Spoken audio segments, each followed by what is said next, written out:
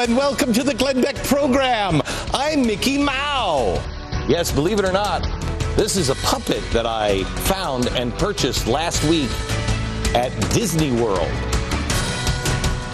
What's the problem?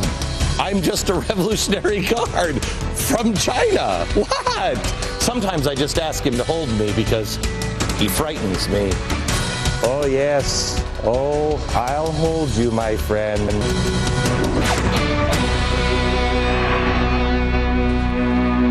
I bought this at Disney World. Okay, maybe it makes sense to everybody else. Hello, America. I want to ask you, what the hell is going on in our country? What is happening to our country? We can sell a Chairman Mao doll at Disney World, and yet freedom of speech, I tell you, that we can do whatever you want there. But don't speak out against it. No. Glenn, stop your fear-mongering. I wish I had the puppet. Free speech would never go away. America practically invented free speech. Free speech? No. It could never go away. It was invented here. Yeah. If you don't think that freedom of speech can go away, you don't know history. You don't know history about these people, and you don't know our own history. Woodrow Wilson. I hate this guy. Thanks, Aaron. I hate this guy. We didn't learn anything about him, and it's for a reason, because the progressives control the history books. This guy was one of the most evil dude ever. He imprisoned thousands of Americans for speaking out against the United States' involvement in World War I. He also dictated the news coverage. He's a guy, along with Walter Lippmann, that all the journalists study because, he knew how to take care of the news. And his policies were not popular. He not only dictated what went into the news, but he also dispatched goon squads. They were kind of the SEIU of their day. Don't tell me that freedom of speech can go away and people can lose their lives or their livelihood or their freedom because a president says so. It's already happened in America. The question is, will we allow it to happen again? I guess that's the second question, is how far do we let things go before, not you, but maybe your neighbor who doesn't agree with you gets up off of the couch and say, wait a minute. I don't agree with my neighbor, but my neighbor has a right to say those things.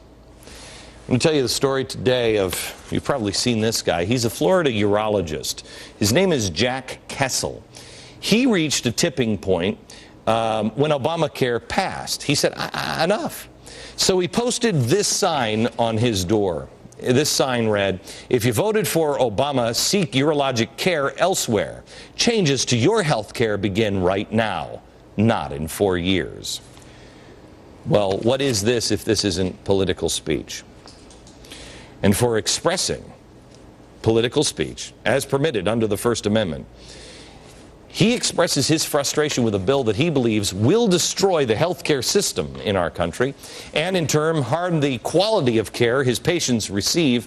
Now he has a congressman, this guy, slapping complaints against him with the health department. Alan Grayson. Oh, this is a great guy. He's the dope that said all Republicans just want sick people to die and die quickly. The Republican health care plan is this: die quickly. That's right. The Republicans want you to die quickly if you get sick. But that's protected speech. Grayson has also suggested that Castle is, this is going to come as a surprise to you, a racist. Yes, this doctor is a racist for turning patients away that supported Obama. Listen to the stellar logic from the congressman. What he's doing is no different from saying, I will not treat a black person. I will not treat a Catholic. Where he lives in Mount Dora, which is in my district, many of the Democrats who live in Mount Dora happen to be African Americans. So by saying that he will not treat somebody who supported Obama, he's saying that he's not going to treat a large number of African Americans in his community. Wow.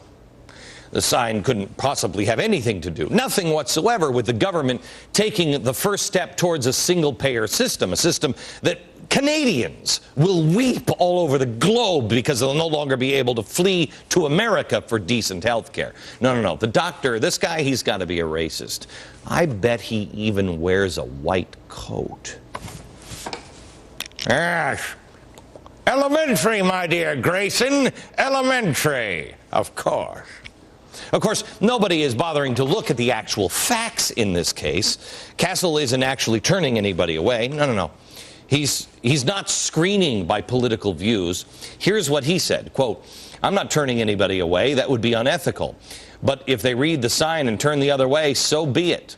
All the guy is doing is making a political statement.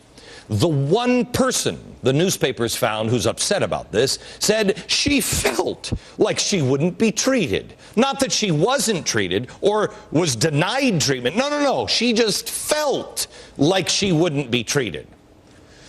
Now, I'm not a lawyer, but I am a thinker, and I have also watched a lot of Perry Mason in my day, and I don't think that argument would really hold up in court. Maybe I missed the episode where Paul, in the last 5 minutes came in and, gave Perry the wink and the sign.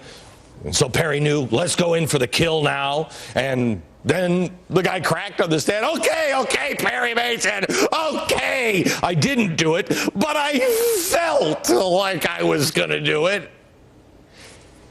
No, I don't remember that episode happening. I don't. Again, I'm not an attorney, but I don't think that works. This doctor is standing up against something he feels will destroy his business, standing up for what he thinks is right, standing up for what he thinks is best for his patients. Don't we tell our children to stand up? Why is our government teaching people all over this country to sit down and shut up? Congress now finds it appalling. They want this guy's license stripped away. Not only is this the quintessential reason freedom of speech exists, we're about to lose it. To allow people to speak up against the government without fear of things like losing your business, losing your life, losing your liberty. I mean, isn't this what got us here in the first place? I mean, freedom of speech, it was freedom for religion, not freedom from religion, but freedom of religion. And it became political speech because religious speech over in England was political speech because, let me see if I can get Jim Wallace to understand this, because they merged the two. Being able to disagree religiously with what the king thought. Gang, we're about to lose both religious and political speech in this country if our neighbors don't get it pretty soon. I mean, do you think the founders really made the First Amendment so porn stars could express themselves with vegetables? I wonder how the left would enjoy this new anti-free speech government if it was under a different control. Let's say this, go with me here for a second.